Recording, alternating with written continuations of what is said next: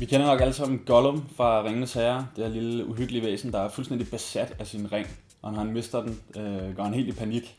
Og det er lidt den samme følelse, som unge mennesker får i dag, når de mister deres smartphone. De er fuldstændig afhængige af smartphone, fordi de skal altid være i kontakt med hinanden på Facebook og sms og på Twitter. Det er simpelthen ikke til at komme udenom.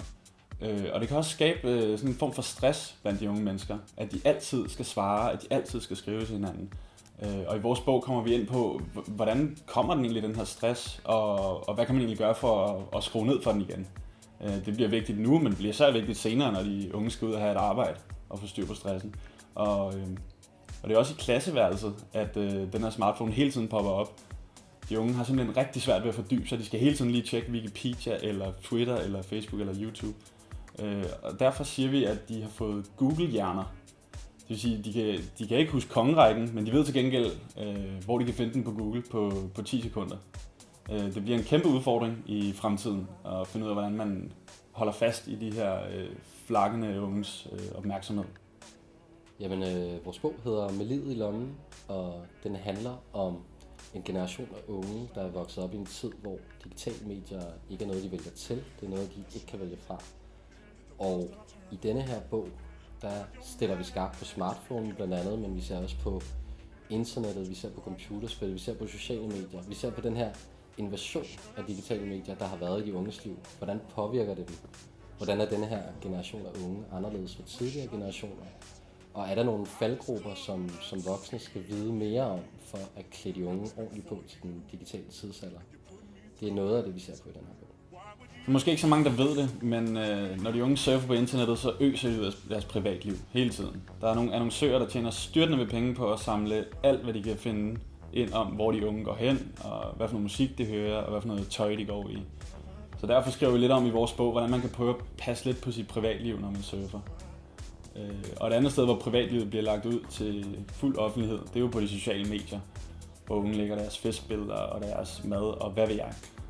Og det der problemet, det er, at det kan være svært at kontrollere, hvor det spreder sig hen, de her ting. Man kan aldrig rigtig vide, hvor det ender hen, og det kan aldrig slettes igen. Og derfor giver vi i vores bog lidt nogle tips til, hvad fanden man egentlig skal gøre med privatliv på de sociale medier. Og en ting til, der gør det farligt med alle de privatoplysninger, der ligger ude i cyberspace, det er jo hacker og cyberkriminelle og sådan nogle ting. De er jo interesserede i at få fat i dine kontooplysninger og hvor du bor og så videre. Så det er også et emne, vi kommer ind på, hvordan sikrer man sig egentlig, hvad for en antivirus skal man have og så videre.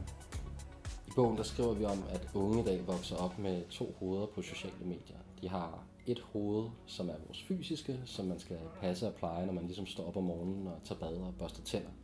Og så har man et digitalt hoved, som skal passes og plejes, og det er faktisk blevet lige så vigtigt som det fysiske hoved. Altså det er vores profiler på sociale medier. Det er noget, der stiller store krav til de unge, og det er noget, som er vigtigt for, hvor vældige de er i deres sociale omgangskreds. Vi taler om, at mange unge lider af det her, vi kalder Snehvide-syndromet. I eventyrene, har den her heks et spejl, som hun kan se i og finde ud af, om hun er den smukkeste i landet.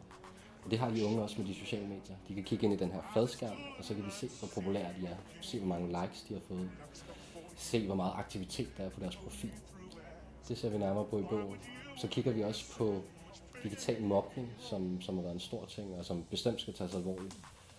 Vi taler om, at gabestokken er tilbage. Altså man satte i middelalderen folk i gabestokken, hvis de havde begået indbrud eller tyveri, og man kunne kaste rådne tomater efter dem.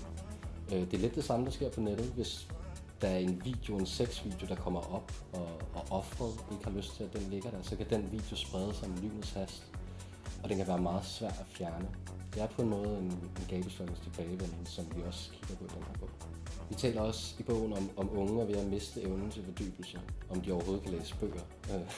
Og vi håber da, at folk vil læse vores bog til ende, så de kan få et indblik i unges opvækst i dag.